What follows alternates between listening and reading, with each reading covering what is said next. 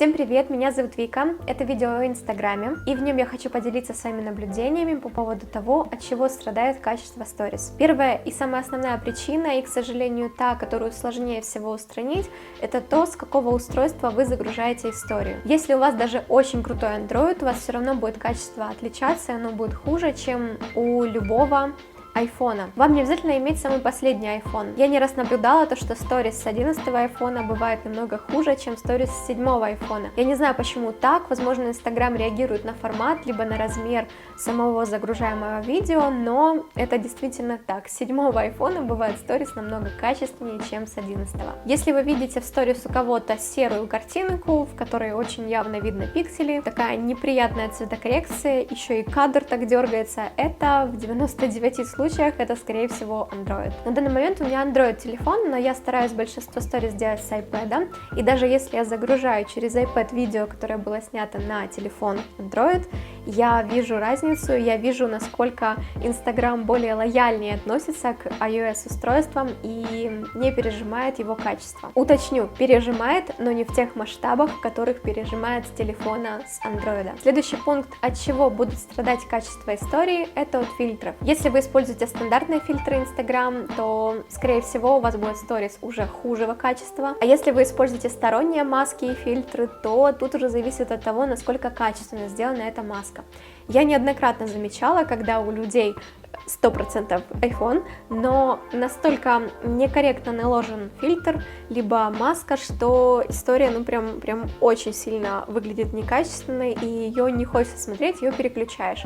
Чаще всего это происходит, когда накладывают дополнительный шум. То есть некоторые люди стараются, наоборот, сделать как можно меньше шума, даже порой снимают на профессиональные камеры для того, чтобы уменьшить количество шума, а некоторым нравится вот эта вот зернистость, и они, наоборот, добавляют, но не имея меры, получается очень плохого качества история. Следующая причина, почему может быть плохого качества истории, это слишком большой формат. Один раз, это уже было достаточно давно, но, возможно, сейчас уже исправили эту ошибку, но я загружала историю, которую я сделала непосредственно на фотоаппарат, то качество было очень-очень плохое, потому что элементарно Инстаграму было слишком вот много этих всех пикселей, и он постарался уменьшить размер видео, поэтому картинка истории пострадала. Но опять же таки, не забываем, с какого устройства мы загружаем то или иное видео. Если это Android, к сожалению, качество будет намного хуже, даже если снято изначально на профессиональную камеру. По поводу того, что фото слишком большое, это касается также самых постов. Очень часто замечаю, что когда фотография в посте сделана на профессиональный фотоаппарат,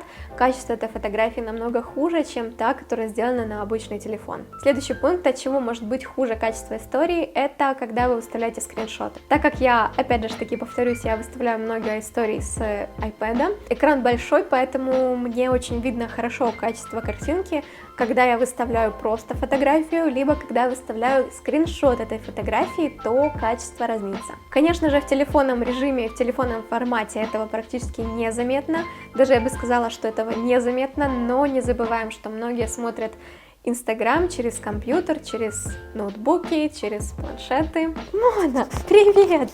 Привет, маленькая, да? Ты будешь мне мешать, да? Будешь? Будешь? Чему хорошего такое?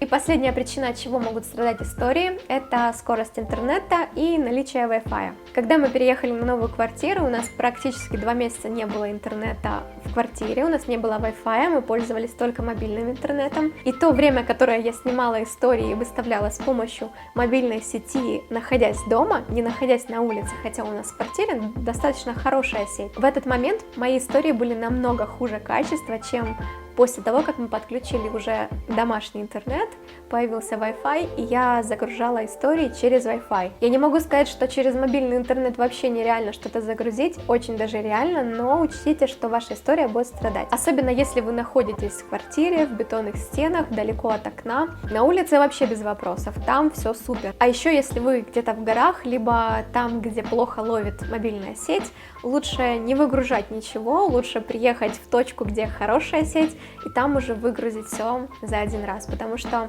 если у вас плохо история прогрузится, то у людей она будет очень сильно глючить, и порой, если вы замечали, бывает такое, что сторис, например, на 15 секунд, но вам 3 секунды показывает, и дальше как будто вот все стопорит, и больше дальше ничего не прокручивает. Вот это именно тот момент, когда сторис загружены с плохой мобильной сети, либо плохой домашний интернет. То есть она изначально плохо загрузилась и не может прогрузиться у других. В принципе, это все моменты, которые я выявила и заметила на своем опыте, от чего может страдать история. Если вы знаете еще какие-то причины, от чего может быть хуже качество истории, пишите в комментариях, мне будет очень приятно почитать, очень полезно будет, я думаю, для меня и для других. И спасибо за просмотр, увидимся в следующем видео, пока!